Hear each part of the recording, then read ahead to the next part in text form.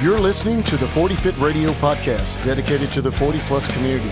Join us as we discuss the truth about fitness and health using science, reason, and the experiences of our host and content experts. Welcome to the 40 Fit Nation.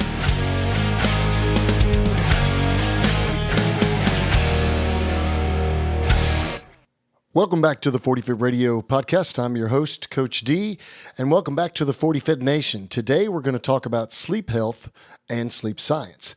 You know, this is an area that I'm definitely not an expert in. Recently, I read an article by Dr. Brandy Roan, a PhD associate professor of physiology and anatomy at UNT Health Science Center. She is a certified behavioral sleep medicine specialist and expert in this area, and the article just itself really intrigued me. It's consistent with what I've read most recently, several books that I have either read the whole book or parts of the book, and have learned more information about the importance of sleep, not only in all individuals, but especially in our master's age individuals, and the important things that sleep provides us in regards to recovery and overall health. Here's some interesting statistics today.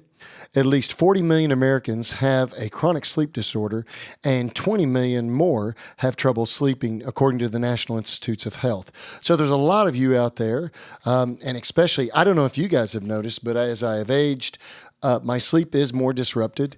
It is harder to get to sleep, and the quality of the sleep, I can still get the overall timeline quantity if I want to, and if I'm watching things close enough on my schedule, but just the quality of sleep seems to be poorer as I age, and that's consistent with the research and the statistics out there. So what I notice most is, in the past, I would go to bed, let's say at 10 o'clock or 9:30 or 11 o'clock, whatever the bedtime is, and we'll talk about how important the consistency of that is. But I would go to bed and I wouldn't wake up till I woke up in the morning. But that doesn't happen anymore. I wake up several times throughout the night. And I think that's kind of consistent with most people, probably over the age of 40, or individuals that have sleep problems or have, other medical issues or conditions that affect their sleep health and their sleep habits. But here's some insomniac facts for you guys. People with chronic sleep disorders have a 15% decrease in testosterone, a 20% increase in driving accidents, a 30% increased risk of obesity, a 45% increased risk of heart attacks, and a 2.5 times increased risk of diabetes and metabolic syndrome. Here's something else. You've always thought about how much sleep should I get? There's experts out there that say you should get this much or that much, but here's the general rule of thumb from most of the experts out there that you read and several books that are out there. Adults usually should require somewhere between 7 to 9 hours of sleep. Teens require 9 to 11 hours, and children require 11 to 15 hours. And my French bulldog, Dozer, requires 22 hours. I'm just joking. But man, dogs sleep a long time. Have you ever noticed that? My dog can sleep all day long, and then he acts like he's tired. So, and he's healthy, so it's just the way dogs are.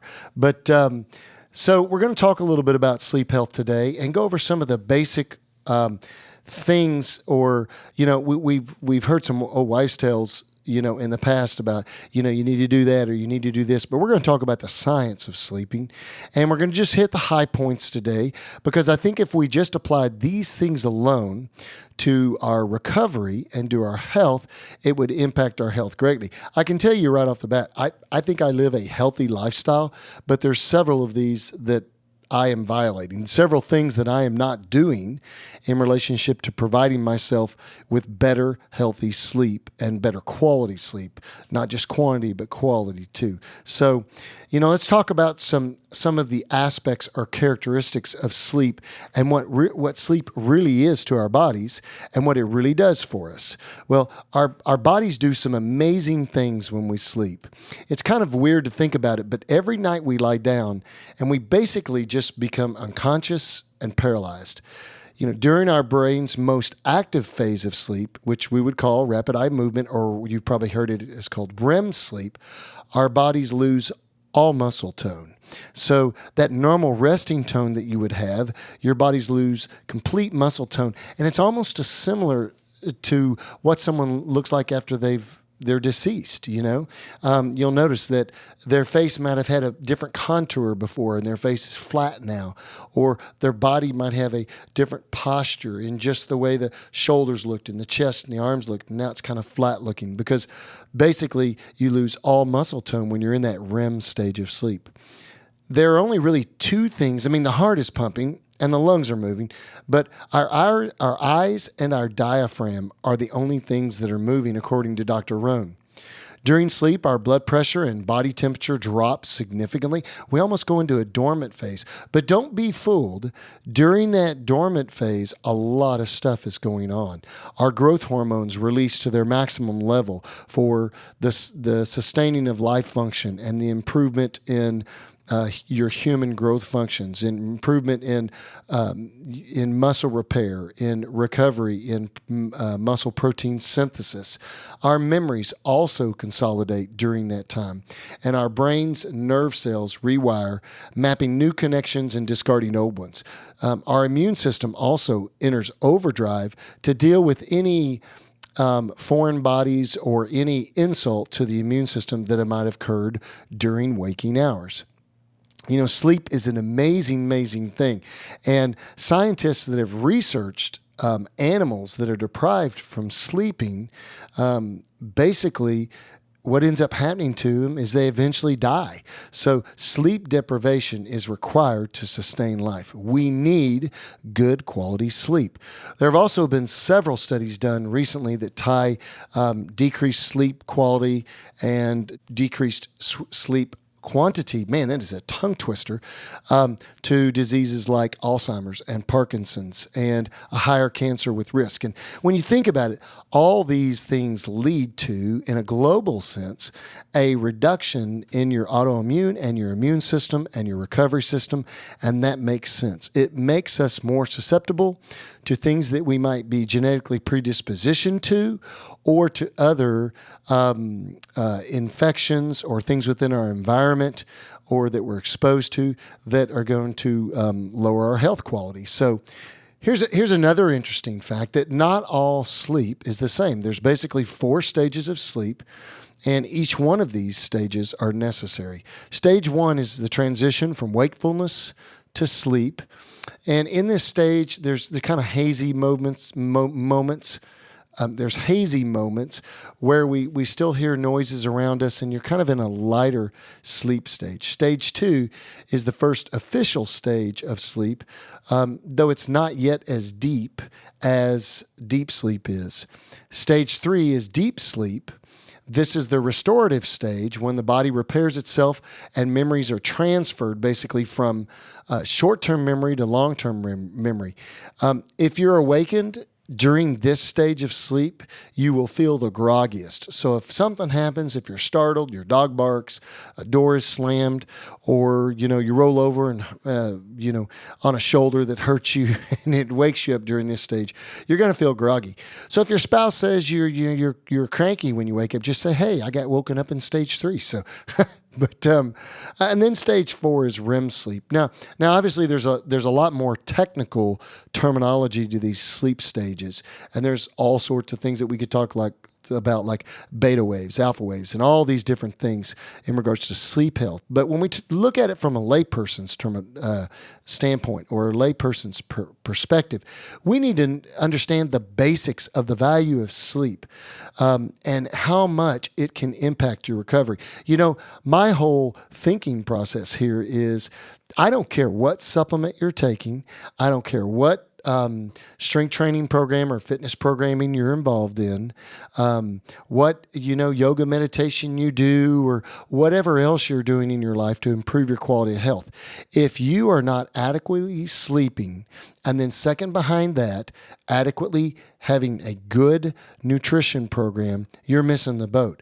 These 2 areas, nutrition and sleep, are probably the 2 most important areas to impact your basic health and life functions.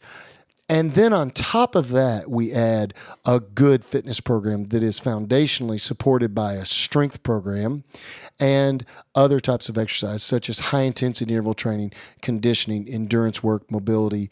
And then, of course, we want to make sure that we have emotional and spiritual and cognitive health.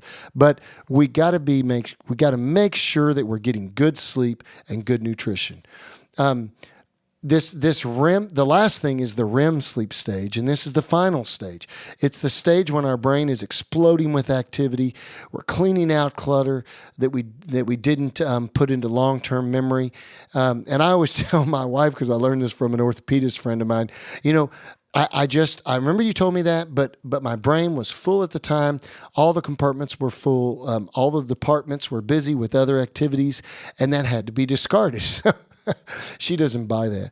But basically, to reach REM sleep, you have to go through at least one other stage first. And if you wake up, you don't always immediately sleep back into the stage you woke from. So your sleep can become fragmented or disorganized, disjointed. And that's why sleep disturbance is so problematic. I mean, I had a buddy recently that he's actually my training partner, went and had a sleep study done recently. And I think they measure in I think it's a 30-minute time frame. I believe it's a 30-minute time frame or a 1 hour time frame. I can't remember which one it is. But how many times was his sleep disrupted? And I think like 30 is severe sleep disturbance or apnea. And I think he woke up 27 times during that sleep study. So obviously that could be affecting his recovery. It could be affecting his overall health and his ability to fight off problems in the future. Here's a third interesting characteristic about sleep, and something that I used to think was a good thing.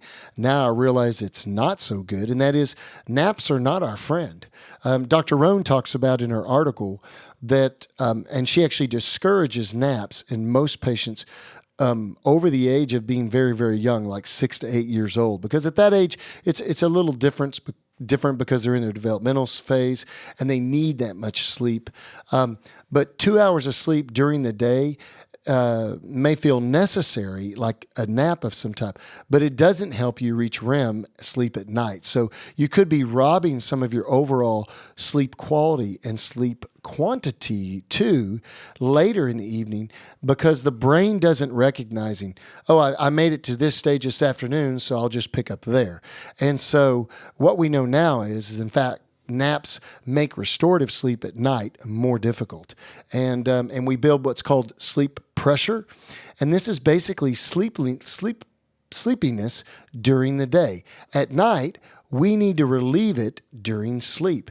If we relieve sleep pressure with a nap during the day, it takes twice as long to build as it does to release it. So naps will prematurely release this pressure, making it harder to get to sleep at night and achieve all four stages of sleep. So if you must nap, do it before 2 p.m. and limit it to no more than about 20 minutes, Dr. Rohn says. And that makes a lot of sense. I have also found that it to be true that, if I just doze off, let's say I'm doing some reading in the afternoon, which doesn't happen too often, but let's say I take a long lunch and decide to do some reading and I doze off or something, and I wake back up 15 to 20 minutes, I actually feel pretty good. And then I sleep fine in the evening. So one of the keys is just to limit that wherever possible. Another interesting characteristic is that there's a reason we feel tired every afternoon. Our bodies basically function using a master clock. It's a group of about 20,000 neurons that comprise it's called the suprachiasmatic nucleus, and it's situated in the brain just behind the optic nerve that connects to each eye. And this master clock produces a circadian rhythm that promotes alertness and runs on a 24-hour cycle. Your body automatically knows that cycle. This rhythm usually dips to its lowest activity between about 2 a.m. and 4 a.m. when most of us are asleep. But it also dips between 2 p.m. and 4 p.m. to allow our sleep drive to build pressure. So again, we're building that sleep pressure so that when we go to bed, our bodies recognize that we need to get back into a restorative sleep mode. And that's why we most often feel drowsiness in the afternoon. Now, that can also be affected by your diet. If you have a big lunch and you have a real high carbohydrate load, then you can feel an immediate burst of energy, but then also very quickly thereafter, within 30 minutes to an hour, you can feel a significant amount of sleepiness. So if you feel drowsy in the afternoon, that's perfectly normal and perfectly fine. You might want to look at your diet too to make sure that you're not over carbohydrating during your lunch, and look at the quality of your carbohydrates too. But it doesn't mean that there's necessarily something wrong and that you're not getting enough sleep. It's natural and it follows that circadian rhythm. Another thing is that there's a second, this concept of a second wind is a missed sleep window. Well, sometimes we feel tired all day long, but get a second wind of alertness by the time we get in bed to sleep. That's a problem. And that might be because we missed our sleep window. Our master clock wants cues for it to stop promoting wakefulness. But if we took a nap earlier, or we didn't dim the lights well enough as evening fell, we didn't make the room dark enough, we get into bed and we don't feel tired enough to sleep. Well, then we resort to non-sleep conducive behavior, such as looking at our phones and looking at computer screens, watching TV, and then our master clock is surprised and it throws that circadian rhythm off again. So, that second wind that you're feeling at the very end of the day may be because you didn't get good sleep quality. And so it's important that you have a consistent sleeping pattern. And we'll talk about that here in just a second. But, one of the things that happens at night, it's kind of interesting, is that anxiety can increase and worrying can increase. And, this is... Dr. Rohn writes in this article, she says, we worry at night because a bear might eat us. And so what she's really saying is it's primal.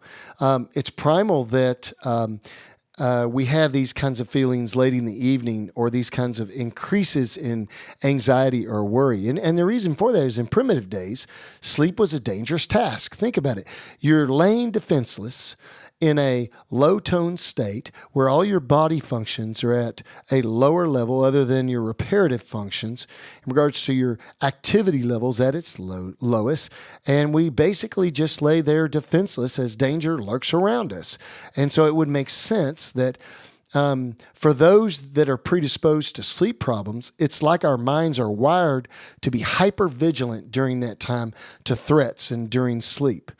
But now we live in modern times. I mean, let's face it, we don't live in those primitive days anymore, and we no longer fear the bear, unless you're like I was recently. I was elk hunting in the Rockies, and I went out for the first 3 or 4 nights of my elk hunt, sleeping at about 11,790 feet in my tent, and don't think I didn't have my food bag.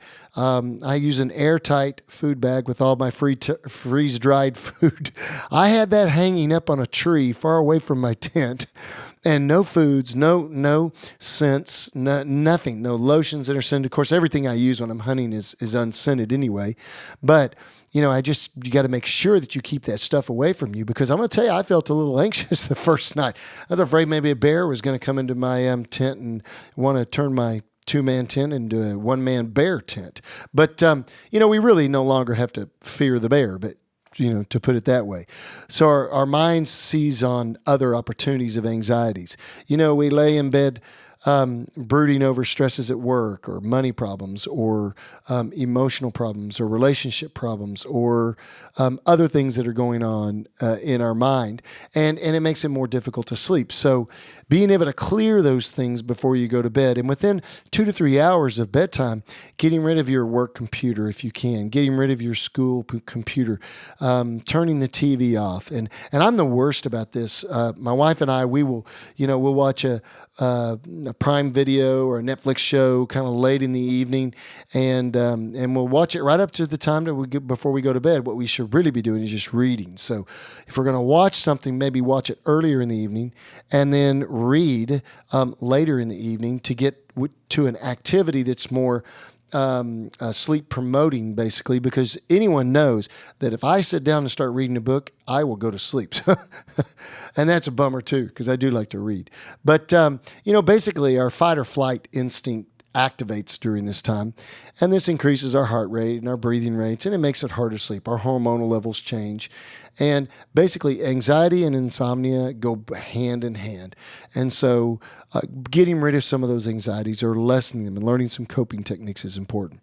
Another thing is that sleep aids often don't work but are hard to quit. And so if you're taking sleeping pills or if you're using certain sleep aids or medications, you're probably just putting a Band-Aid on a larger underlying problem. It could be that, you have too much stress in your life, that you have a high stress job and you need to learn how to cope with that better. It could be that you have some relationship problems that you need to cope with and deal with those, or whatever it is. It could be that you need counseling and you need to work through how you process stress in your life. But one of the things Dr. Rohn says is she tells her patients that if they can hang in there for 1 week without sleep aids, stay off the sleep aids, their sleep will generally go back to normal or often even improve to better than before they started using sleep aids. But it's so hard to do that initially because basically those sleep aids can be very, very addictive, and they're really not that good for us. Like a lot of pharmacopoeia isn't. Like a lot of pharmaceutical drugs are not good for us. They're just taking over for our body when our body should be using its normal body functions to support health. And I do believe there are some cases where we need drugs. Some individuals that need statins, they have abnormally high cholesterol levels beyond what is controllable with diet and exercise, and they just have a genetically high bad cholesterol level. Then, they have to have some prescribed statins, but those patients or people are generally the exception to the rule. Another thing is that sleep is the magic from which memories are made from. And I thought this was extremely interesting. Sleep is critical to our memory development. And as things happen to us throughout the day, all that sensory information is inputted into our brain. Our brains basically then decide what is important and moves it to our working memory. And then our brain then determines what needs to be filled in our short-term memory. And you can think of that as basically a temporary folder on a computer. And then during sleep, those memories are then consolidated. They get transferred to our long-term memory. And then you can think of that as a computer's hard drive. And then that transfer isn't perfect, though, so some of the things get lost. And that's where I tell my wife, Michelle, that I forgot to do that. See how that works? It's right here in this article.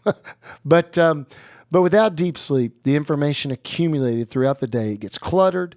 It gets cluttered up in our short-term memory, and then we struggle to process new information the next day. And then it doesn't get built into longer-term memory. So we basically, it gets held in kind of that temporary folder, and then it just kind of overflows, and then we lose those memories. So what we need to make sure is that we are getting good quality sleep so we can transfer those memories and we can improve upon that. Another characteristic or thing about sleep that's interesting is that normally speaking, we shouldn't go to bed on a very full stomach.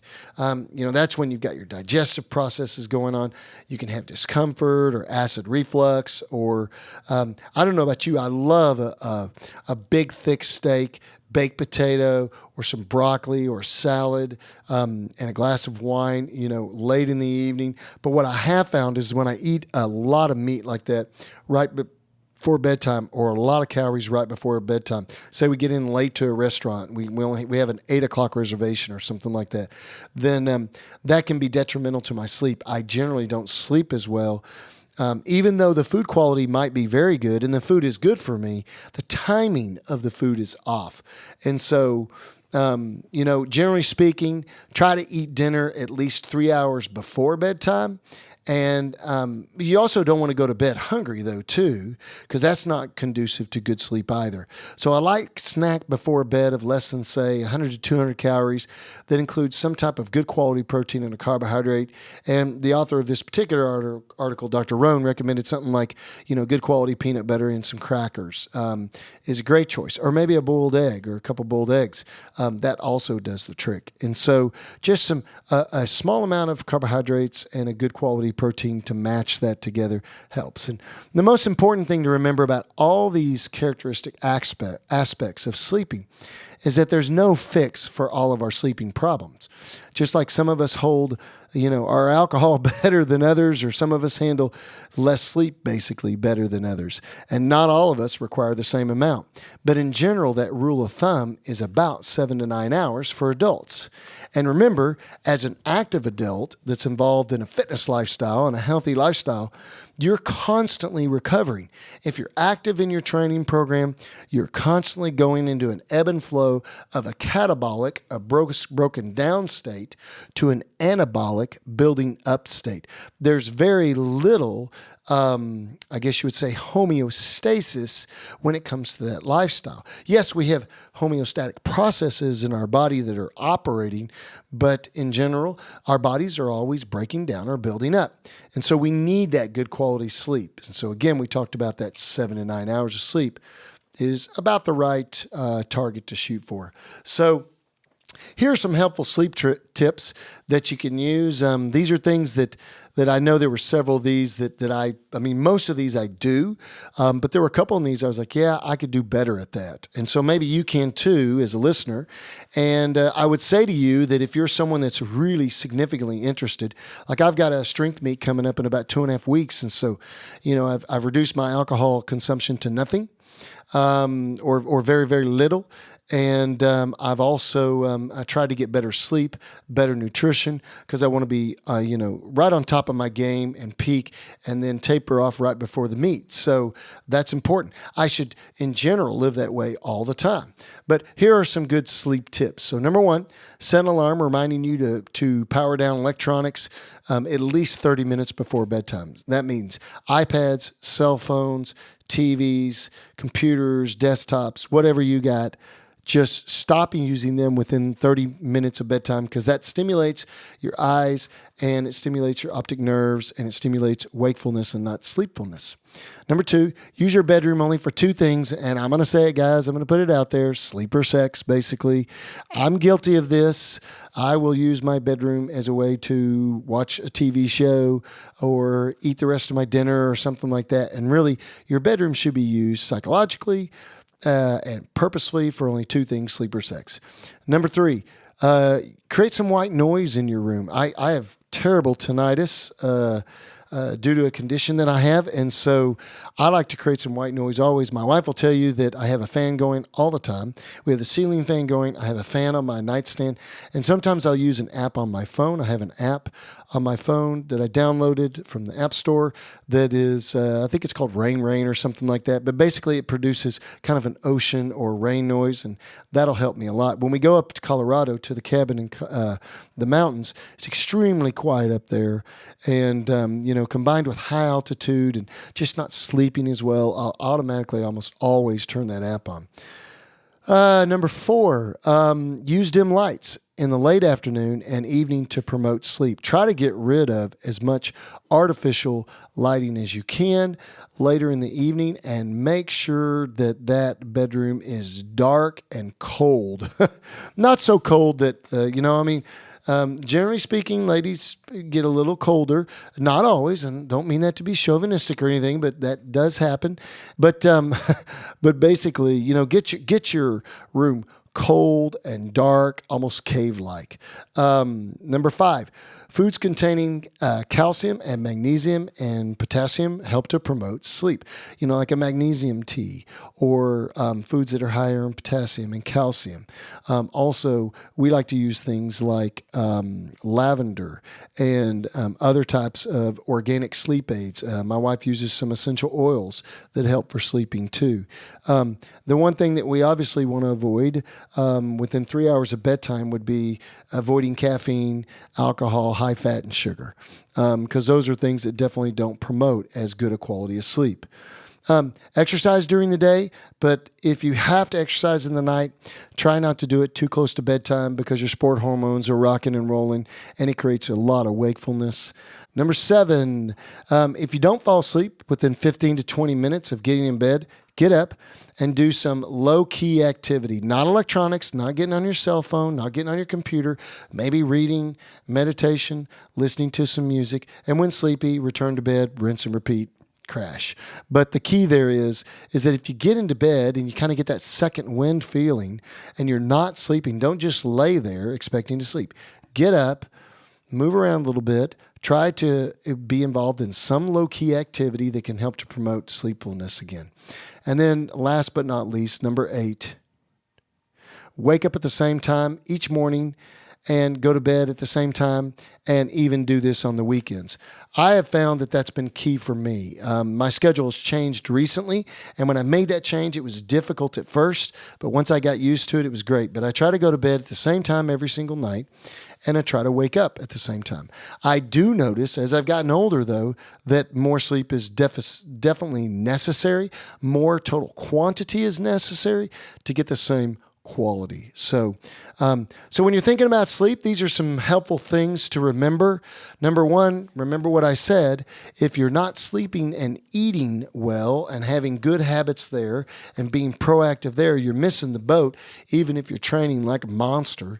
Whatever your chosen sport or fitness endeavor, whether it be barbell training or CrossFit or endurance training or yoga, whatever else it is, you need to get sleep and you need to be eating well. So, all right, that's it for sleep health and sleep basic science. You guys have a great day. If you want to connect with us or get a hold of me, you can go to my Instagram at DL Deaton. That's my personal Instagram. You can also go to at 40Fit Radio. That's our 40Fit Radio podcast Instagram. You can go to the 40Fit Masters community group on Facebook. You can also go to 40fit.com, fill out the information for our email newsletter. We've got some deals that we're giving out for online coaching through startingstrengthonlinecoaching.com, and also through several other deals that we got going on. We're working with some vendors, good quality vendors that we like to work with. And then also we're about to produce a 40Fit Nation t-shirt that you can get access to and also get a discount on that. So thanks for joining the 40Fit Radio podcast. Again, I'm your host, Coach D, and thanks for joining the 40Fit Nation.